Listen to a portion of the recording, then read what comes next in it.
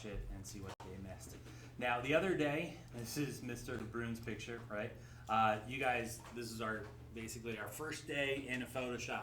So I wanted to do a quick review and make sure you had everything in your notes. Okay. Now, the first thing that the assignment did was it told you to make a new file. Do you remember where you go for that? Anybody? Making a new file. Where do you think you would go? You're in Photoshop. You got all these settings up at the top. Where do you think you go to make a new file? Yeah, there you go. There's a thinker. All right, so in your notes, I want you to write down to make a new file.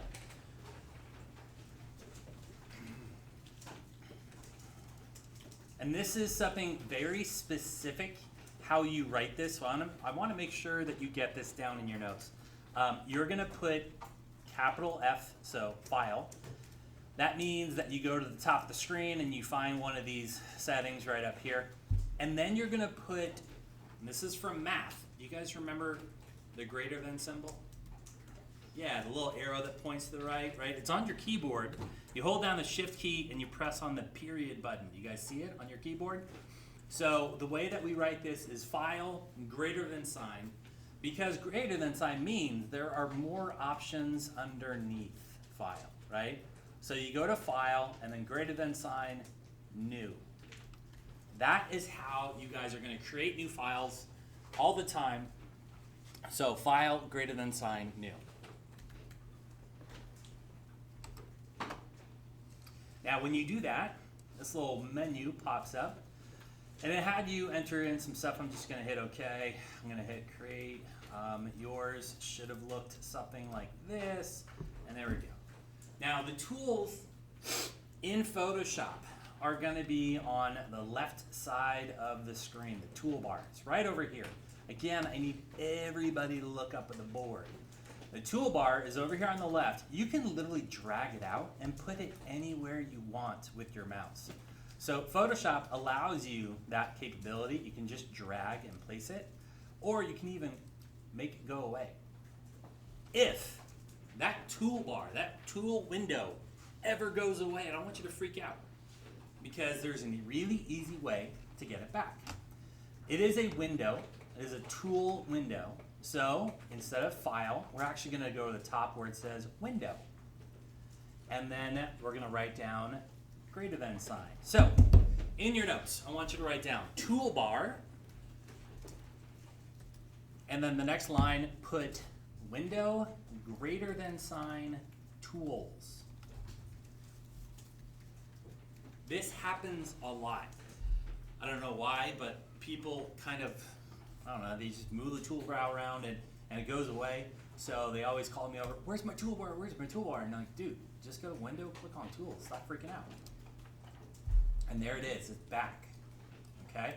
So window, greater than sign, tools will bring it into view. Now, we also used the layer window, and the layer window is right over here. And it looks like that, okay? Now, the layer window is organized from top to bottom, so you can have elements above and below each other. And right now, I just have a blank layer. So what I'm going to do is I'm going to use my selection tool, and the first one that you used was the marquee tool. Now, any of the tools on the toolbar, if you put your mouse over the tool, it actually gives you a little video, little tiny preview of what it does. So if you're ever like, oh God, which one is this? Like, it literally pops up and it tells you right here what it is, right? So the marquee tool is a selection tool that selects by shapes. So in your notes, I want you to write down marquee tool, M-A-R-Q-U-E-E, marquee tool. And then I want you to write down that it selects shapes. So it's a selection tool, that's all it does, it just selects shapes. A bunch of you the other day were clicking on the wrong tool, right?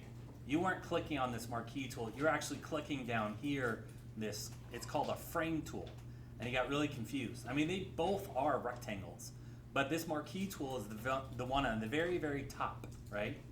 So, if I just use this,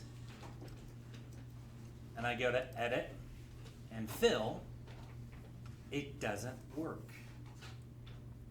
How come? There were a few of you that this happened to, and I helped you. What am I doing wrong? You're the only layer. Yes, thank you. Right, so you see the layer window right here? I'm not working on an actual layer. None of the layers, I mean there's only one, but this one is not selected. So if I don't have the layer selected, I can't fill it.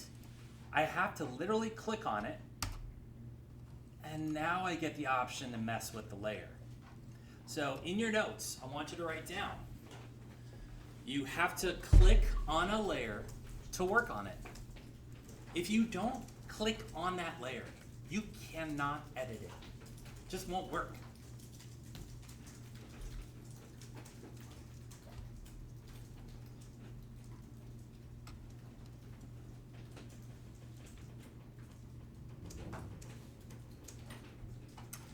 So the next thing was we use the color boxes, right? And there's two of them. So I want you to define each. So in your notes, I want you to write down color boxes. And then on the next line down, write foreground color box. That's this one right here. It's the one on the top. And again, if I put my mouse over it, it literally tells me what it is. That's the foreground color. The one behind it, what is that one called? Anybody remember? If this one's called the foreground color, Isaiah, what is it? What was the question, sorry? If that color box is called the foreground color box, what's the one behind it called?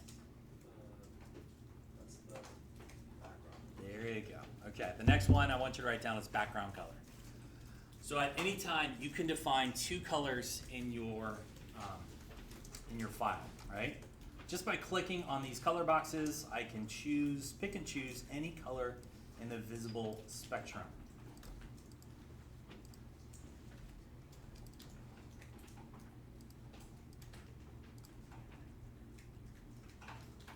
Now, if I go to edit and fill, when I fill with a color, it actually asks me what content I want to choose. So I'm going to pick foreground color, and I'm going to hit OK. And what that's going to do is it's going to fill in this entire selected area with my foreground color that I defined, and that's that like cyan color.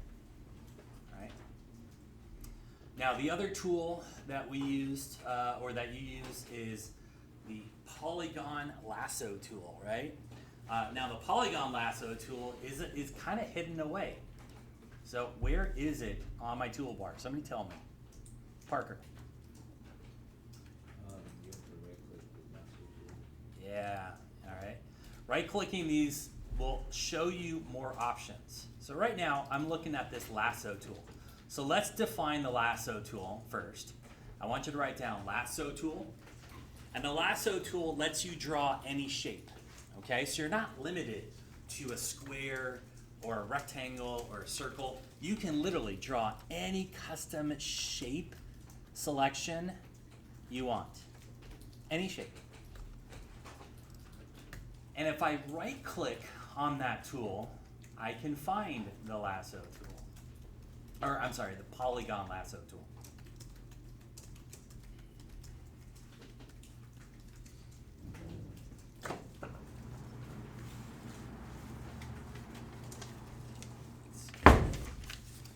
All right, so I want you to define the polygon lasso tool.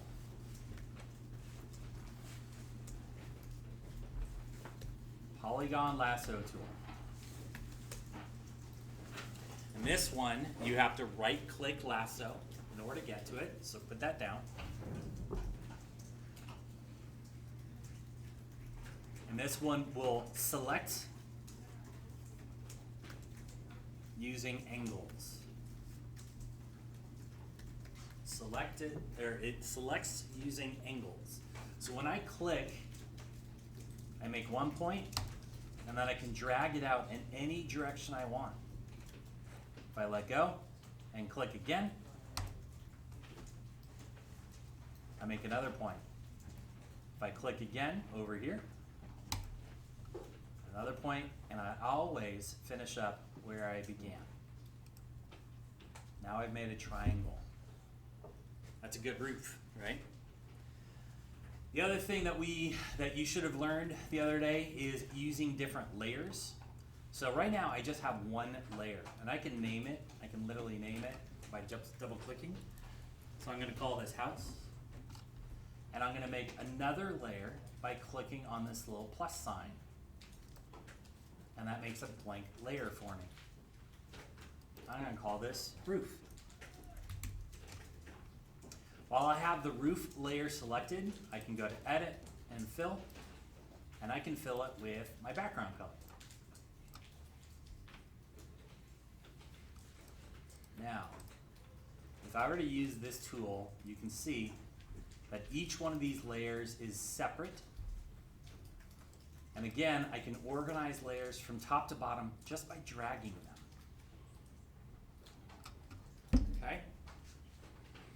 So, I know the videos are there for you guys, and I know right now it looks like 20 people. Wow, that's 2/3 of the class still hasn't finished this up.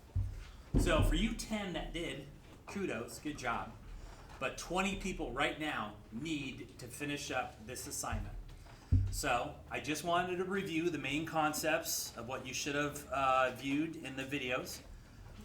If you haven't finished with the videos, watch them. I'm going to give you about 25 minutes to get this done. You should be able to crank it out in that time. We started on it the other day. Okay? Yeah, question. What do you want us to turn this as?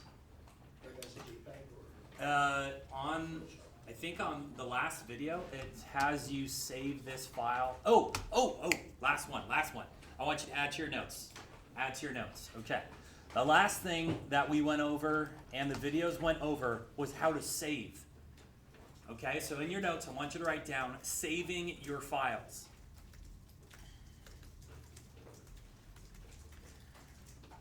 I rushed through this at the end of the period, and I want to make sure everybody understands this.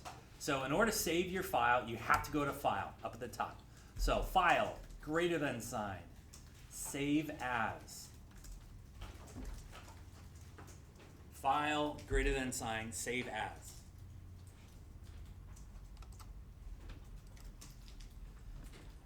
Now, when we do Save As, this window pops up, this save window, right? It's this guy right here.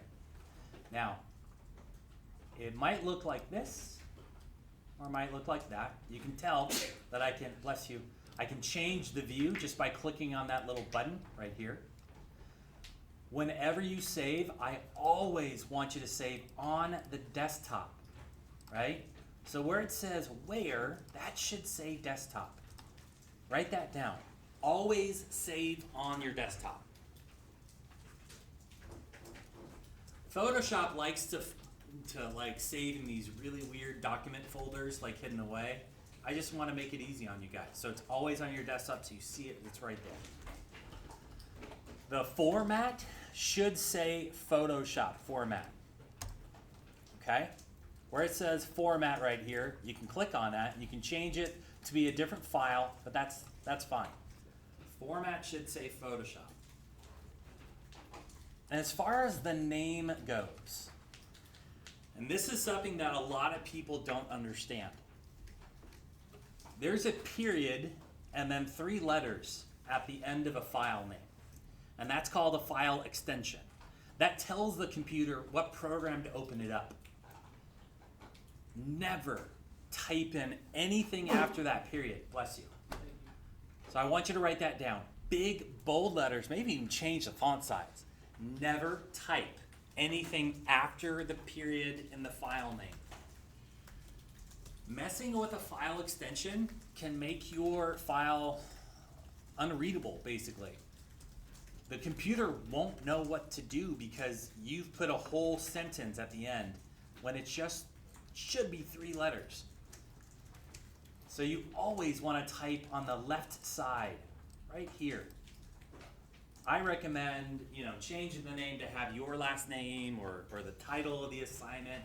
But whatever you title it as, just make sure you don't type after the period.